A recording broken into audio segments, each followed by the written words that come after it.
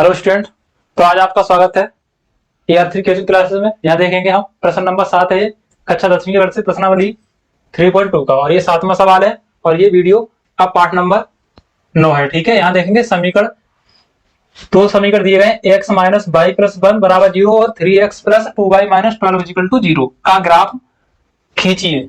x अक्ष और इन रेखाओं से बने त्रिभुज के शीर्षों के निर्देशांक, यानी त्रिभुज में जो शीर्ष हैं उनके निर्देशांक ज्ञात करने हैं और त्रिभुजाकार पटल को छायांकित करना है। तो सबसे पहले समीकरण एक है x minus Y plus 1 equal to 0 और दूसरा है हमारा 3x प्लस 2y माइनस के 12 इजिकल टू 0। अब यहां से हमें y को इधर ले जाएंगे तो प्लस का हो जाएगा, इधर रह जाएगा x plus 1 equal to y plus का हो गया। इसको इस तरह से लिख देंगे y बराबर x प्लस 1। ठीक है, ये समीकरण एक हो गया।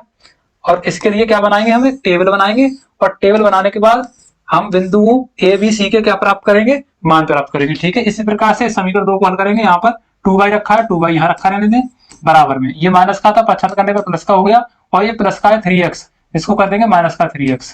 अब यहाँ से y बराबर निकालोगे तो यहाँ से 12 माइनस 3x अपॉन में क्या हो जाएगा 2, ये गुणा में था भाग में आ गया। तो इसके लिए भी क्या बना ली हमने, एक टेबल तैयार की है। ठीक है, अब यहाँ x और यहाँ y, यहाँ x और यहाँ पर y, क्या करेंगे यहाँ पर हम देखें समीकरण एक में अगर x बराबर हमने 0 रख दिया, x बराबर हमने 0 रख दिया तो यहाँ पर y का मान क्या होगा 1। अगर इसमें x बराबर 1 रख दिया तो 1 और 1 y का मान 2 हो जाएगा, और x बराबर 2 रख दिया तो 2 और 1 3, तो y का मान कितना हो जाएगा 3। तो यहाँ पर समीकरण एक से बिंदु ए के मान जो होंगे वो 0,1, बी के निर्देशांक है 1,2 और सी के निर्देशांक हमें 2,3, ये हमें प्राप्त हो रहा है समीकरण एक से। इसी प्रकार समीकरण 2 से यहाँ पर x का मान अगर मैंने 0 रख दिया तो x का मान मैंने 0 रखा है तो y का मान क्या हो जाएगा, 0 का 3 के साथ गुणा करेंगे तो 0, और 12 में से 0 घटाएंगे तो कितना बचेगा 12, और 12 में 2 का भाग देंगे तो कितना हो जाएगा 6, यानी कि 12 ऋण 0/2, ये हो जाएगा 12/2, तो 2 6 12, तो x का y का मान कितना हो जाएगा 6।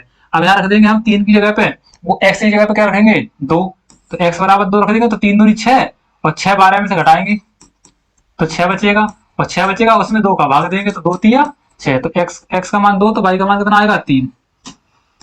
इसी प्रकार से x का मान यहाँ पर हमने कितना रख दिया 4, 3 रखेंगे तो 3 3 हो जाएगा तो 2 से कटेगा नहीं, तो 4 रख देंगे तो 4 4 3 12, और 12 में से 12 घटाएंगे तो 0, 0 में 2 का भाग देंगे तो 0। अब यहाँ हमें ये मान समीकरण 2 से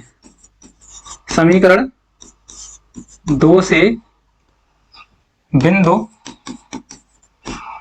ये समीकरण 1 से ए बी और सी के बिंदु ए बी सी के मान निकालिए, हमें निकालेंगे सी के बाद में डी के लिए 0,6, फिर ई के 2,3 और एफ के 4,0, 4,0 यहाँ बराबर लगा दिया है, कोई दिक्कत नहीं है। ठीक है, ये 4,0 एफ 4,0। अब क्या करेंगे हम समीकरण 1 और 2 से जो बिंदु A B C D E F के जो मान प्राप्त करें उनके लिए समीकरण 1 से जो मान पर है उनके लिए एक रेखा उस पर ड्रॉ करनी है ग्राफ पर, और दूसरी समीकरण 2 से जो डी ई एफ के जो मान प्राप्त करें इसके लिए इस पर रेखा ड्रॉ करनी है। ठीक है, तो यहाँ पर ग्राफ बनाना है।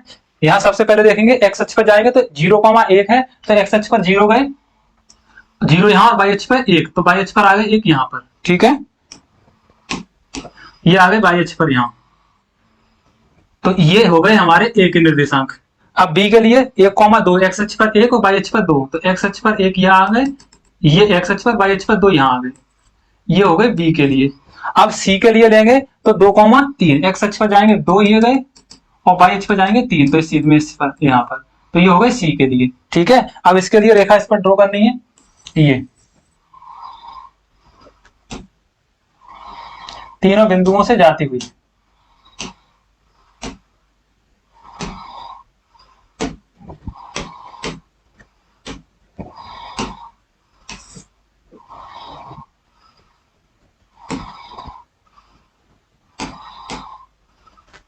यहां सी है, इसके लिए रेखा ड्रॉ करेंगे ये,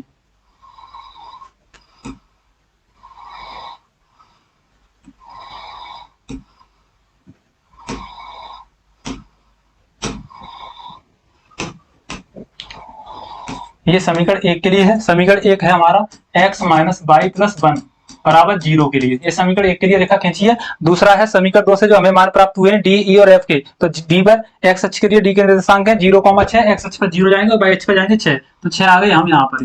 ये है डी के लिए, और ये ए, बी और ये सी के थे, ठीक है। अब इसी प्रकार से ई के हैं तो 2,3, तो x अक्ष पर 2 जाएंगे और y अक्ष पर 3, तो यहीं पर आएंगे, यानी सी और इसके बाद में ई। सी और ई के जो एक ही बिंदु पर निर्देशांक, ठीक है। एफ के लिए 4,0 जाएंगे, एक्स पर 4 0 जाएंगे, वो 4 जाएंगे और y अक्ष पर 0, तो यहाँ पर आ गए 0। ये हो गया डी के बाद ई और ई के बाद में हो गया ये एफ के लिए। अब इस पर हमें क्या करना है, एक रेखा ड्रॉ करनी है, ठीक है, यहाँ इन बिंदुओं से जाती हुई ये।